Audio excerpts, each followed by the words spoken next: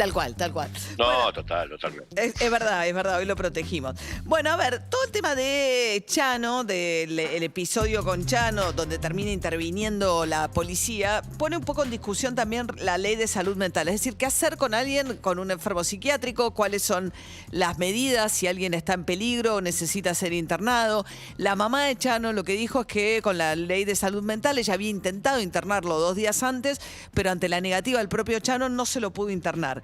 Alicia Stolkiner es psicóloga, profesora de salud pública y mental de la Facultad de Psicología y también es profesora de un doctorado de salud mental en la Universidad de Lanús. ¿Qué tal, Alicia? Buen día. Buenos días, ¿qué tal? ¿Cómo les va? Bien. ¿Qué pasa con la ley de salud mental y cómo se aplica y en estos casos? Mira, la ley de salud mental establece claramente No te riesgo estamos cierto escuchando. inminente. Perdona, Alicia, me parece que hay un tema con el celular. A ver. A ver, espera que si le saco el auricular. Espera. Sí, sin auricular, por favor. Hola, ¿me escuchás mejor? Mucho mejor. Bueno, porque estaba con un auricular puesto, se ve que fue contraproducente. Mira, la ley de salud mental es una ley pensada para garantizar el cuidado de salud con protección de derechos, ¿no es cierto? Cuando aún en el 2019, en el último censo, teníamos 12.000 personas internadas en el país, más o menos, algunos de los cuales habían tenido un episodio hace 20 años y seguían ahí. ¿Mm? Y además se registran casos de familias que por cuestiones de herencia, etcétera, hacen internaciones innecesarias, tienen colaboración digamos, de profesionales que lo hay también, que no son... todo eso existe. La ley de salud mental establece la posibilidad de internar involuntariamente a una persona cuando corre riesgo cierto e inminente.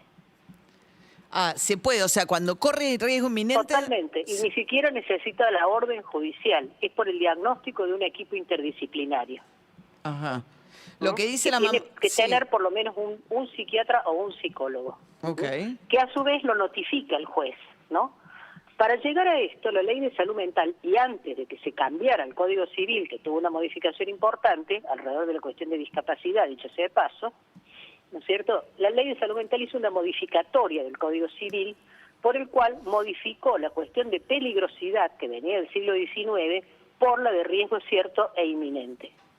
Ahora, porque pasó algo parecido con lo de Maradona también. Maradona no se quería internar y la discusión es cómo haces frente, sos pariente de alguien que está en una situación de riesgo, que crees conveniente que esté internado, y esa persona se resiste, que muchas veces Mira, pasa con los adictos, ¿no? Yo te voy a decir una cosa, ¿no es cierto?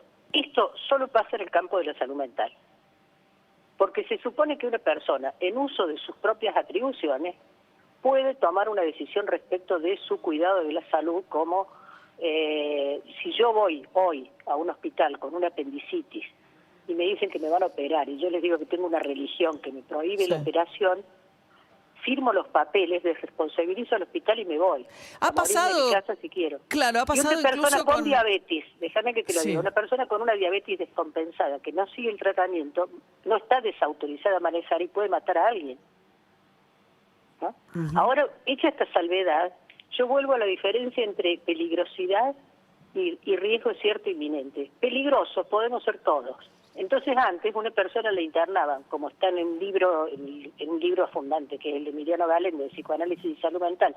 Internan a un hombre porque en una crisis agredió a otro, lesiones leves, o sea que si hubiera ido preso y no lo hubieran declarado inimputable, ni siquiera queda preso y pasa 20 años en la cárcel porque ¿quién firma que no es peligroso?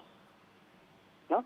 Ahora, el riesgo cierto e inminente es una cuestión que debe diagnosticarse y ahí hay una complicación con las personas que tienen consumos problemáticos. ¿No? También porque sobre ellas recae, y después vamos a hablar del accionar de la policía, porque acá tengo un artículo que dice que en los últimos 15 días este es el tercer caso. Los 2 anteriores murieron. Bueno, de la policía interviniendo en una situación de... Exactamente, acá tengo un artículo de Natalia Arenas, de Cosecha Roja, que tiene que el 13 de julio en Salta, un hombre fue encontrado desnudo por la policía en estado de crisis, etcétera, cuando finalmente llamaron a la ambulancia, la policía estaba muerto. Segundo, en Entre Ríos, una mujer trans de 27 años, llamaron para que la policía la contenga porque estaba con una crisis, murió, está procesado por muerte dudosa, porque cuando llega al hospital estaba con golpes. Ahora, Y, entonces, y no nos olvidemos de Sebastián Bordón. Sí, ahora uno se pregunta si es la policía la que tiene que intervenir, o sea, no debe tener las herramientas tampoco la policía de intervenir frente a... Ahora viene el tema de la ley de salud mental. La ley de salud mental contemplaba crear un órgano que se creó, que existió, que se llamaba la Comisión Interministerial de Salud Mental, donde todos los ministerios discutían las acciones necesarias para la implementación de la ley. Entre otros, el Ministerio de Seguridad, que elaboró en el 2015 unos protocolos muy interesantes de capacitación de las fuerzas de seguridad para actuar en estas situaciones, junto con los equipos tratantes. Esos protocolos iban a ser para que las fuerzas nacionales y las provinciales fueran capacitadas específicamente en estas situaciones, que después no se aplicaron porque en el 2016 ya desapareció la ley la Comisión Interministerial de Salud Mental, que se acaba de crear recientemente, y por supuesto se modificó radicalmente la forma en que se gestionaban las fuerzas de seguridad. Entonces, cuando yo digo, yo lo que escucho en los medios es que están buscando quién tiene la culpa, si la culpa la tiene la policía, no la tiene la policía, etcétera. Quizás es más necesario pensar cómo suceden estos episodios cuando uno tiene una policía que no está preparada, es como cualquier persona común, le tiene miedo a los locos, tiene un prejuicio, etcétera, y tiene que actuar en una situación donde lo que tiene delante no es entre comillas, un posible delincuente agresivo, sino una persona probablemente espantada, aterrorizada, porque eso le pasa a las personas cuando están en crisis, y que por supuesto puede reaccionar de una manera irracional. Claro, claro. Sí, ese es el punto, ¿no? Porque me parece que después la discusión se desvió a la pistola Taser o no, pero tiene que ver una intervención, digamos... No, esas son derivas políticas, se lo voy a decir exactamente. Después cada uno ve cómo hace para... Y además, en muchos casos, la ley de salud mental no es operativa porque los que la tienen que aplicar no la saben. O sea, alguna vez me llamaron de una situación, fue telefónico, una familia conocida que tenía adentro de la casa encerrado uno de los hijos, adulto ya, en una situación de crisis que no dejaba entrar a los padres, amenazaba con matarse, con incendiar la casa, etcétera, etcétera. Lo llamé, hablamos, aunque no lo creas, en esa situación pudimos hablar, y aceptó que entrara el equipo de salud mental y entró una psiquiatra, esto fue hace unos años, ¿no? Después me llama la madre y me dice, la psiquiatra se va porque dice que no lo puede internar porque la ley lo prohíbe. Le digo, dame con ella. Entonces cuando me da con ella, le digo, escúcheme, acá tengo la ley en la mano, el artículo tanto dice esto, si usted se retira en este momento se abandona de persona, corresponde una internación. Y se interna. Ahora, si vos tenés un profesional que no conoce, una policía no preparada para intervenir en esas situaciones, eventualmente, porque no es así, fue hace años, quizás ya no pasa, etcétera, etcétera.